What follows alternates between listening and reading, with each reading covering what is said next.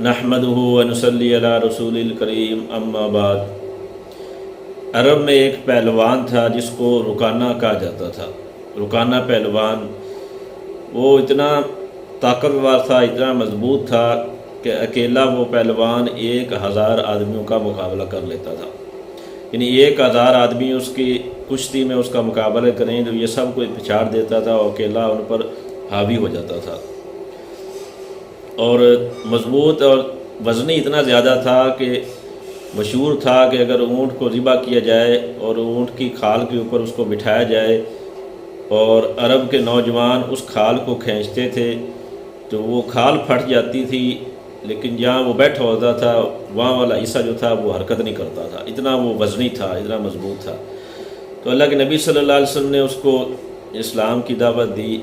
आप सल्लल्लाहु अलैहि वसल्लम ने फरमाया कि रुकाना, क्यों अपनी उम्र को ज़ाया कर रहे हो, आखिरत आने वाली है, अल्लाह की तरफ मुतवज्जो हो जाओ, इस्लाम कबूल कर लो। उसने अर्ज़ किया कि मैं कोई फ़कीह आलिम नहीं हूँ, ना इतना समझदार हूँ, आप मेरे साथ कुश्ती कर लो, अगर कुश्ती में आप मुझे पिछाड़ दो तो मैं इस्लाम कबूल कर लूँगा, मुसलमान हो जाऊँगा। अल्लाह के नबी सल्लल्लाहु अलैहि वसल्लम ने फरमाया कि ठीक है।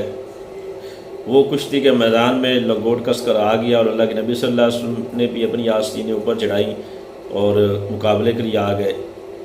एक दो दाव के बाद अल्लाह के नबी सल्लल्लाहु अलैहि वसल्लम ने उसकी कमर के पीछे से पकड़ा और आसानी के साथ, जैसे चिड़िया को उठाया जाता है ना, एक हाथ से अल्लाह के नबी सल्लल्लाहु अलैहि वसल्लम ने उसकी जिस्म को उठाया और ऊपर हाथ के साथ ऊपर खड़ा करके आराम से ज़मीन के नीचे रख दिया और अल्लाह के नबी सल्लल्लाहु अलैहि वसल्लम उसके सीने पर बैठ गए।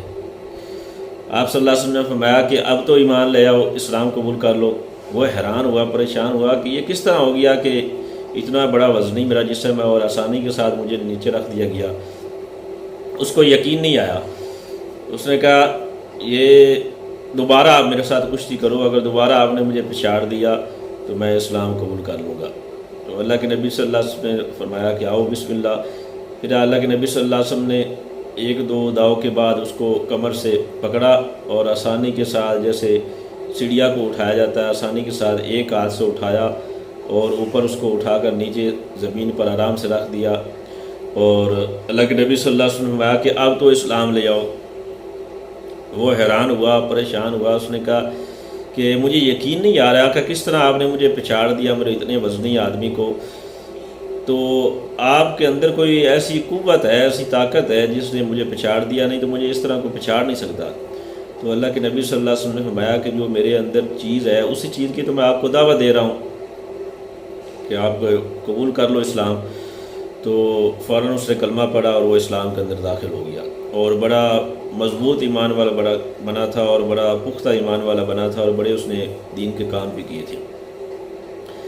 एक दफ़ा बैतुल माल के अंदर से चोर पड़े और उन्होंने बैतुल माल के ऊँट चोरी करके चले गए।